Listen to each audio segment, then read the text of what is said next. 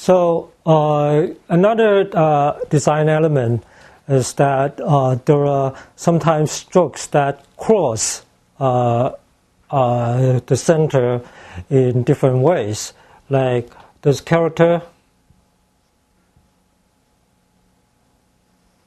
center.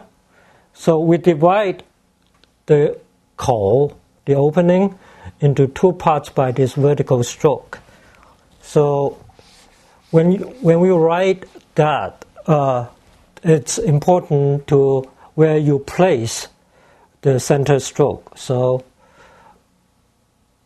that it is the division actually kind of supports the character and give it approximately the even left and right portions. So I didn't do it that good, so let me do it over.